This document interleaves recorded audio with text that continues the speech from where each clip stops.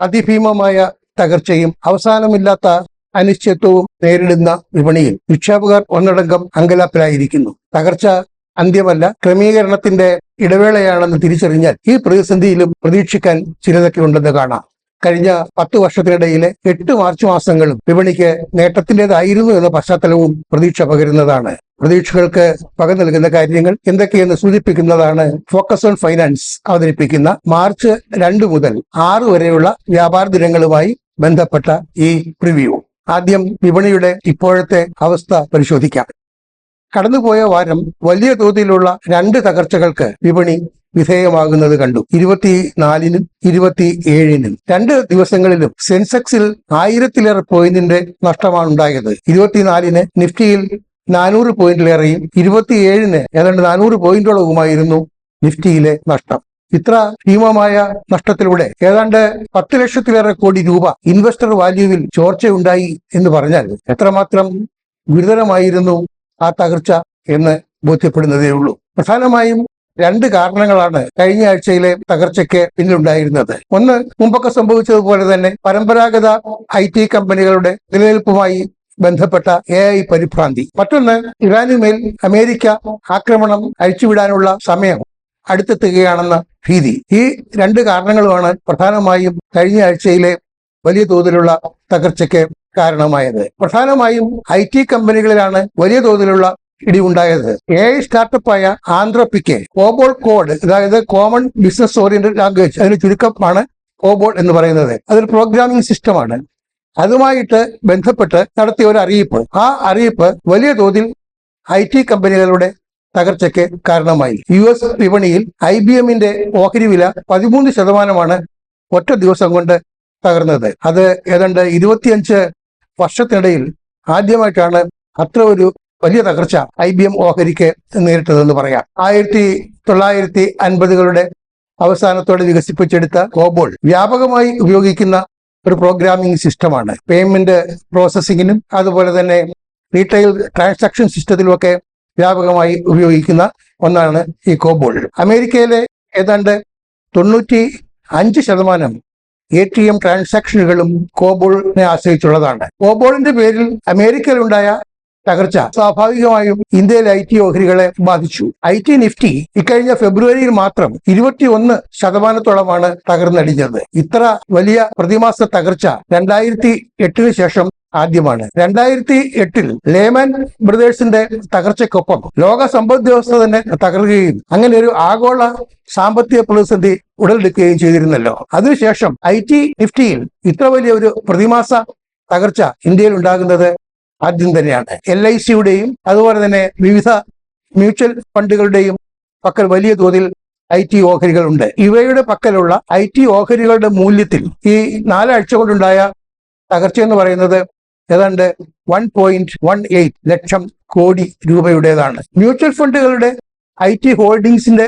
മൂല്യത്തിൽ മാത്രം ഏതാണ്ട് 74,666 കോടി രൂപയുടെ ചോർച്ചയുണ്ടായി എന്നാണ് association of mutual funds in ഇന്ത്യയുടെ കണക്ക്. LICയുടെ കൈവശമുള്ള IT ഓഹരികളുടെ മൂല്യത്തിൽ ഏതാണ്ട് 43,318 കോടിയുടെ ചോർച്ചയുണ്ടായി അല്ലെങ്കിൽ ഇടിവുണ്ടായി. ഈ മ്യൂച്വൽ ഫണ്ടുകളുടേതും അതുപോലെ തന്നെ LICയുടെയും പക്കൽ ഏറ്റവും കൂടുതലുള്ള IT ഓഹരികൾ എന്ന് പറയുന്നത് ഒന്ന് ഇൻഫോസിസിൻ്റെതാണ്, മറ്റത് ടാറ്റ കൺസൾട്ടൻസി സർവീസസിൻ്റെതും. ഈ 2 ഓഹരികളുടെയും വിലയിൽ വലിയ തോതിലുള്ള തകർച്ചയാണ് കഴിഞ്ഞ ആഴ്ച അനുഭവപ്പെട്ടത്.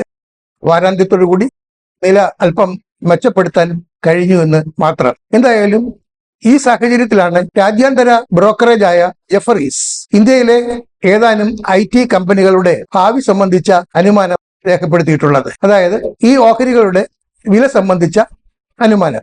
പല ഓഹരികളുടെയും ഭാവി വിലയിൽ 2 മുതൽ 18% വരെ ഇടിവാണ് ജെഫറീസ് അനുമാനിക്കുന്നത്. ഇങ്ങനെ വളരെ ആശങ്കാജനകമായ സ്ഥിതിക്കിടയിലാണ് പെട്ടെന്ന് അമേരിക്കയിൽ നിന്ന് മറ്റൊരറിയിപ്പുണ്ടായത്. അതായത് സോളർ ഉൽപ്പന്നങ്ങളുടെ ഇറക്കുമതി താരിഫിൽ, പ്രത്യേകിച്ചും ഇന്ത്യയിൽ നിന്നുള്ളത് മാത്രമല്ല, ഇന്തോനേഷ്യയിൽ നിന്നും ലവോസിൽ നിന്നുള്ളതും ഒക്കെ ഉൾപ്പെടും. ഇന്ത്യയിൽ നിന്നുള്ള സോളർ ഉൽപ്പന്നങ്ങളുടെ താരിഫ് ഒറ്റയടിക്ക് 126% അമേരിക്ക വർദ്ധിപ്പിക്കുകയുണ്ടായി. ഇത് സൗരോർജ ഉൽപ്പന്നങ്ങൾ നിർമ്മിക്കുന്ന ഇന്ത്യയിലെ കമ്പനികൾക്ക് വലിയ തോതിലുള്ള തിരിച്ചടിയായാണ് അനുഭവപ്പെട്ടത്. അതിന് അമേരിക്ക പറഞ്ഞ ഒരു കാരണം, ഇങ്ങനെ വലിയ തോതിലുള്ള തീരുവ ചുമത്തുന്നതിന് അമേരിക്ക പറഞ്ഞ ന്യായീകരണം എന്ന് പറയുന്നത്, ഇന്ത്യയിൽ സോളർ ഉൽപ്പന്നങ്ങൾ നിർമ്മിക്കുന്നതിന് ഇന്ത്യ ഗവൺമെന്റ് വലിയ തോതിലും അന്യായമായും വഴിവിട്ടും ഒക്കെ തന്നെ സബ്സിഡി നൽകുന്നു എന്നതാണ്. ഇങ്ങനെ സബ്സിഡി നൽകുന്നത് മൂലം അമേരിക്കൻ ഉൽപ്പന്നങ്ങളുമായി മത്സരിക്കുമ്പോൾ അമേരിക്കൻ ഉൽപ്പന്നങ്ങൾക്ക് മത്സരക്ഷമത നഷ്ടപ്പെടുന്നു എന്നാണ് അമേരിക്കയുടെ ന്യായം. ഏതാനും വർഷങ്ങളായി തന്നെ ഇന്ത്യയിലെ സൗരോർജ ഉൽപ്പന്ന നിർമ്മാതാക്കൾ വലിയ തോതിൽ ഉൽപാദനം വികസിപ്പിക്കുകയും അതുപോലെ തന്നെ വലിയ തോതിലുള്ള പദ്ധതികളൊക്കെ ആവിഷ്കരിച്ചു വരികയുമായിരുന്നു. അതിന് പ്രധാന കാരണം തന്നെ അമേരിക്കയിൽ നിന്നുള്ള വർദ്ധിച്ച തോതിലുള്ള ഡിമാൻഡായിരുന്നു. ആ ഡിമാൻഡാണ് ഇപ്പോൾ പെട്ടെന്ന് കുറയാൻ പോകുന്നത്. ഇതിന്റെ ഫലമായി ഇന്ത്യയിലെ സോളർ ഉൽപ്പന്നങ്ങൾ നിർമ്മിക്കുന്ന പല കമ്പനികളുടെയും ഓഹരികൾക്ക് വലിയ തോതിലുള്ള വിലയിടിവ് അനുഭവപ്പെട്ടു. ഈ അറിയിപ്പ് വന്ന ദിവസം, അതായത് താരിഫ് 126% വർദ്ധിപ്പിച്ചിരിക്കുന്നു എന്ന അറിയിപ്പ് വന്ന ദിവസം ഒറ്റയടിക്ക് വാറി എനർജീസ് ലിമിറ്റഡിന്റെ ഓഹരി വിലയിൽ 10% ഇടിവാണുണ്ടായത്. വാറി എനർജീസുമായി മത്സരിക്കുന്ന പ്രീമിയർ എനർജീസിന്റെ ഓഹരി വിലയിൽ ഏതാണ്ട് 6% ഇടിവ് അനുഭവപ്പെട്ടു. മറ്റ് സൗരോർജ്ജ നിർമ്മാതാക്കളുടെ ഓഹരി വിലകളിലും ഇതുപോലെ തന്നെ ഇടിവുണ്ടായി. ഇങ്ങനെ വലിയ തോതിലുള്ള തകർച്ചകൾക്ക് വിപണി വിധേയമായ പശ്ചാത്തലത്തിൽ വരും ദിവസങ്ങളിൽ എന്തെങ്കിലും പ്രതീക്ഷിക്കാനുണ്ടാകുമോ എന്ന് നോക്കാം. പ്രതീക്ഷിക്കാൻ തീർച്ചയായും ചില കാരണങ്ങളുണ്ട്. അതിൽ ഏറ്റവും പ്രധാനം, US-ലെ സുപ്രീം കോടതി ഇറക്കുമതി തീരുവ സംബന്ധിച്ച് ട്രംപ് ഭരണകൂടം കൊണ്ടുവന്ന നടപടി റദ്ദാക്കി എന്നതാണ്. അതിന്റെ ഫലമായി സ്വാഭാവികമായും കയറ്റുമതി രംഗത്ത് പ്രവർത്തിക്കുന്ന കമ്പനികൾ വളരെ ആശ്വാസത്തിലാണ്. ഇന്ത്യയിലെ കയറ്റുമതി വ്യാപാരികളും അതുപോലെ കയറ്റുമതി ചെയ്യുന്ന ഉൽപ്പന്നങ്ങൾ നിർമ്മിക്കുന്ന കമ്പനികളൊക്കെ തന്നെ വലിയ ആശ്വാസത്തിലാണ്. അതിന് പ്രധാന കാരണം ഈ കോടതി ഉത്തരവോടുകൂടി തന്നെ അമേരിക്കയിൽ നിന്ന് വലിയ തോതിൽ വ്യാപാര അന്വേഷണങ്ങൾ ഇന്ത്യയിലേക്ക് പ്രവഹിക്കാൻ തുടങ്ങിയിരിക്കുന്നു എന്നതാണ്. ട്രേഡ് എൻക്വയറീസ് വലിയ തോതിൽ ഉണ്ടാകുന്നത് മൂലം ഡിമാൻഡിൽ വലിയ വർധന ഉണ്ടാകുമെന്നാണ് പ്രതീക്ഷിക്കുന്നത്. അങ്ങനെ ഡിമാൻഡിൽ വർധന ഉണ്ടാകുകയാണെങ്കിൽ അത് ഒരു പ്രീ താരിഫ് ലെവലിലേക്ക്, അതായത് മുമ്പ് വലിയ തോതിൽ താരിഫ് ചുമത്തിയിരുന്നതിന് തൊട്ടു മുമ്പുണ്ടായിരുന്ന സ്ഥിതി എത്തുമെന്നാണ് ഈ കമ്പനികളിലൊക്കെ പ്രതീക്ഷ. പല മേഖലകളിലുമുള്ള കമ്പനികൾ വലിയ തോതിലുള്ള പ്രതീക്ഷയിലാണ്. പ്രത്യേകിച്ചും garments, leather, engineering goods, sea food, footwear തുടങ്ങി പല മേഖലകളിലെയും കമ്പനികൾ വലിയ തോതിലുള്ള ഡിമാൻഡാണ്, വലിയ തോതിലുള്ള ഡോളർ പ്രവാഹമാണ് അമേരിക്കയിൽ നിന്ന് പ്രതീക്ഷിക്കുന്നത്. വ്യാപാര അന്വേഷണങ്ങൾ വളരെ പ്രോത്സാഹജനകമാണെന്ന് അപ്പാരൽ എക്സ്പോർട്ട് പ്രൊമോഷൻ കൗൺസിൽ വ്യക്തമാക്കി കഴിഞ്ഞു. എക്സ്പോർട്ട് പ്രൊമോഷൻ കൗൺസിലുകളുടെയും രാജ്യത്തെ കമ്മോഡിറ്റി ബോർഡുകളുടെയും അപെക്സ് ബോഡിയായ federation of Indian export organisations ഒരു കാര്യം വ്യക്തമാക്കിയിട്ടുണ്ട്. അതായത് മുമ്പ് വലിയ തോതിൽ താരിഫ് ഉണ്ടായിരുന്ന സമയത്ത് അമേരിക്കൻ ബയേഴ്സ് ഇന്ത്യയിലെ ഉൽപ്പന്നങ്ങൾക്ക് 50% വരെ ഡിസ്കൗണ്ട് ഡിമാൻഡ് ചെയ്തിരുന്നു. എന്നാൽ ഇപ്പോൾ അവയൊന്നും തന്നെ, അല്ലെങ്കിൽ ആ ബയേഴ്സ് ആരും തന്നെ ഇപ്പോൾ ഡിസ്കൗണ്ട് ആവശ്യപ്പെടുന്നില്ല എന്ന ഒരു സദ്വാർത്തയാണ് എക്സ്പോർട്ട് പ്രൊമോഷൻ കൗൺസിലിന്റെ അപെക്സ് ബോഡിയായ federation of Indian export organisation വ്യക്തമാക്കിയിട്ടുള്ളത്. ഇത് എക്സ്പോർട്ടേഴ്സിന് എന്തായാലും വലിയ അനുഗ്രഹമാണ്.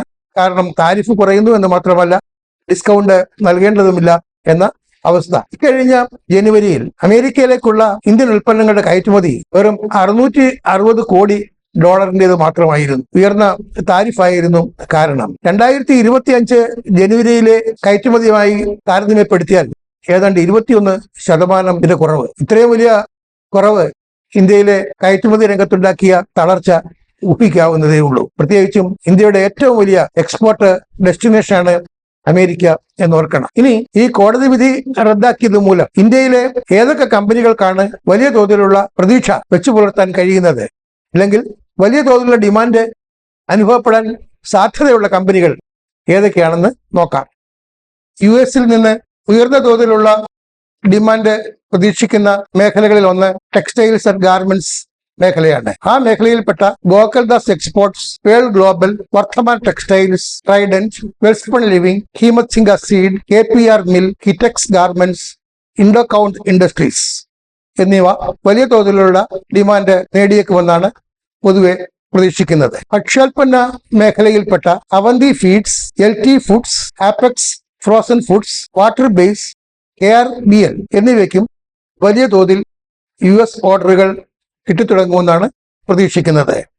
മറ്റ് മേഖലകളിൽപ്പെട്ട കമ്പനികൾ Titan company limited, Sona BLW, Balkrishna industries, steel strips wheels, SRF, Goldiam international, Vaibhav global, Bharat forge, Ramkrishna forgings, BASF India എന്നിവയ്ക്കും വലിയ തോതിലുള്ള US ഡിമാൻഡ് പ്രതീക്ഷിക്കുന്നുണ്ട്. ഇതിനു പുറമെ നവീൻ ഫ്ലൂറോ കെമിക്കലും ഈ വിഭാഗത്തിൽ ഉൾപ്പെടുന്നു. ഇനി വിപണിക്ക് വലിയ തോതിലുള്ള പ്രതീക്ഷയും സന്തോഷവും ഒക്കെ പകരുന്ന മറ്റൊരു വാർത്തയുണ്ട്. അതാണ് നടപ്പ് സാമ്പത്തിക വർഷത്തിന്റെ മൂന്നാം ത്രൈമാസം, അതായത് Q3-യിലെ സാമ്പത്തിക വളർച്ച GDP ഏറ്റവും പുതിയ കണക്ക് പുറത്തു വന്നിരിക്കുന്നു. അതായത് പരിഷ്കരിച്ച ബേസ് ഇയർ അടിസ്ഥാന വർഷത്തെ ആസ്പദമാക്കിയുള്ള കണക്കാണിത്.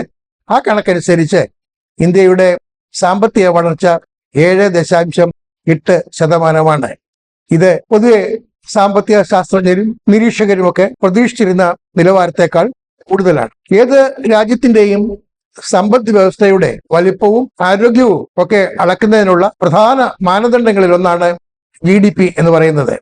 ആ GDP നിരക്ക് കൃത്യമായെങ്കിൽ മാത്രമേ പൊതുവെ സാമ്പത്തിക ലോകത്തിന് രാജ്യത്തിന്റെ അവസ്ഥയെക്കുറിച്ച് വ്യക്തമായ ചിത്രം കിട്ടുകയുള്ളൂ. ഇപ്പോൾ 2022-23 ബേസ് ഇയറായി സ്വീകരിച്ചുകൊണ്ടുള്ള GDP പുറത്തു വന്നതോടുകൂടി ആ കണക്ക് വളരെ കൃത്യമാണെന്ന് നമുക്ക് ആശ്വസിക്കാം. ഈ കണക്ക് തയ്യാറാക്കുന്നതിന്, അതായത് അടിസ്ഥാന വർഷം പുതുക്കിയതോടുകൂടി പുതിയ വ്യവസായങ്ങൾ, അതുപോലെ തന്നെ കൺസംഷനിൽ വന്നിട്ടുള്ള പുതിയ പാറ്റേണുകൾ, ന്യൂ ഡേറ്റ സോഴ്സുകൾ, ഇവയൊക്കെ പരിഗണിച്ചുകൊണ്ടാണ് പുതിയ കണക്ക് തയ്യാറാക്കിയിട്ടുള്ളത് എന്നത് അതിന്റെ കൃത്യത ഉറപ്പുവരുത്തുന്നുണ്ട്. ഇങ്ങനെ GDP വർദ്ധിച്ചതിന്റെ ഒരു ആഘോഷം അടുത്ത ആഴ്ച വിപണിയിൽ പ്രതീക്ഷിക്കാമെന്ന് തോന്നുന്നു. വിപണിക്ക് സന്തോഷം പകരുന്ന മറ്റൊരു വാർത്ത, കാനഡയുടെ പ്രധാനമന്ത്രി മാർക്ക് കാർണി ഇന്ത്യ സന്ദർശനത്തിന് എത്തിയിരിക്കുന്നു എന്നതാണ്. ഇതിൽ എന്താണ് സന്തോഷിക്കാനുള്ളത് എന്ന് ചോദിച്ചാൽ, അദ്ദേഹത്തിന്റെ വരവ് കോംപ്രിഹെൻസീവ് ഇക്കണോമിക് പാർട്ണർഷിപ്പ് എഗ്രിമെന്റ്, അതായത് കാനഡയും ഇന്ത്യയും തമ്മിലുള്ള ഒരു സഹകരണ പങ്കാളിത്ത കരാർ, അതിന് അവസാന രൂപം നൽകുന്നതിന്റെ ഭാഗമായിട്ടാണ് കാർണിയുടെ സന്ദർശനം. അതായത് 2010 മുതൽ ഇത് സംബന്ധിച്ച ചർച്ചകൾ ഇന്ത്യയും കാനഡയും തമ്മിൽ നടന്നു വന്നിരുന്നെങ്കിലും ജസ്റ്റിൻ ട്രൂഡോയുടെ ഭരണകാലത്ത് ഈ ചർച്ചകളെല്ലാം തന്നെ മുടങ്ങിയിരുന്നു. കാർണി പ്രധാനമന്ത്രി ആയ ശേഷം ഇന്ത്യൻ പ്രധാനമന്ത്രി നരേന്ദ്രമോദിയും തമ്മിൽ 3 തവണ കൂടിക്കാഴ്ച നടത്തിയിട്ടുണ്ട്. അതിൽ ഒരു 2 രാജ്യങ്ങളുടെ ഭരണാധികാരികൾ തമ്മിൽ 3 തവണ കൂടിക്കാഴ്ച നടത്തുന്നു എന്ന് പറയുന്നത് തന്നെ വളരെ ഗൗരവമുള്ള ഒരു കാര്യമാണ്. ആദ്യത്തെ കൂടിക്കാഴ്ച കഴിഞ്ഞ ജൂണിൽ കാനഡയിലെ ആൽബർട്ടയിൽ വെച്ചായിരുന്നു. അന്ന് തൊട്ട് ഇങ്ങനെ ഒരു എഗ്രിമെന്റ്, അതായത് comprehensive economic partnership agreement finalise ചെയ്യുന്നതിനുള്ള നടപടികൾ ആരംഭിച്ചിരുന്നു. ജസ്റ്റിൻ ട്രൂഡോ കാനഡയുടെ പ്രധാനമന്ത്രിയായിരുന്ന കാലത്ത് ഇന്ത്യയുമായുള്ള നയതന്ത്ര ബന്ധം വളരെ വഷളായി എന്ന് മാത്രമല്ല, അത് ഒരു പരിധിവരെ ഇന്ത്യ കാനഡ വ്യാപാര ബന്ധത്തെ പോലും ബാധിച്ചിരുന്നു. ആ അവസ്ഥ മാറുന്നതിന് പുതിയ ബന്ധം സഹായിക്കുന്നു എന്നുറപ്പാണ്. എന്ന് മാത്രമല്ല, G7 രാജ്യങ്ങളിൽ കാനഡയുമായി മാത്രമാണ് ഇന്ത്യ വ്യാപാര കരാറിൽ ഇനി ഒപ്പുവെക്കാനുള്ളത്.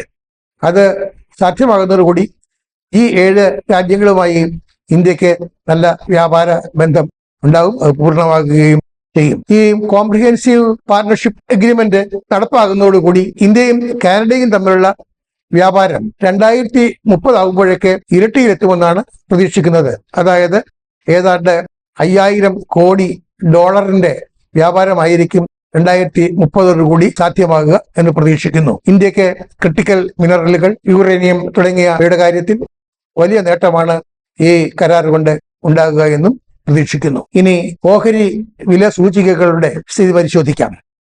സെൻസെക്സ് അവസാനിച്ചത് 81,287.19 നിലവാരത്തിലാണ്. നിഫ്റ്റിയുടെ ക്ലോസിംഗ് 25,178.65. നിഫ്റ്റി ബാങ്ക് ക്ലോസ് ചെയ്തത് 60,529 പോയിന്റിലാണ്. ഈ സാഹചര്യത്തിൽ നിഫ്റ്റിക്ക് ലഭിക്കാവുന്ന പിന്തുണയുടെ നിലവാരം 24,800-നും 25,000-നും ഇടയ്ക്കാണ്. 25,000 പോയിന്റിലെ നിലവാരം ഇത്തിരി ശക്തമായിരിക്കും. എന്നാൽ ഏതെങ്കിലും കാരണവശാൽ ആ 25,000 പോയിന്റിലെ പിന്തുണ നിലനിർത്താൻ കഴിഞ്ഞില്ലെങ്കിൽ 24,800-ലേക്ക് വിപണി താഴുമെന്ന് മാത്രമല്ല, അത് വിപണിയിൽ ആകെ തന്നെ ഒരു വല്ലാത്ത അവസ്ഥയായിരിക്കും സൃഷ്ടിക്കുക. എന്നാൽ വിപണി മുന്നോട്ടാണെങ്കിൽ സൂചികയ്ക്ക് ഉയർന്നേക്കാവുന്ന നിലവാരം എന്ന് പറയുന്നത് 25,500-നും 26,000 പോയിന്റിനും ഇടയ്ക്കാണ്.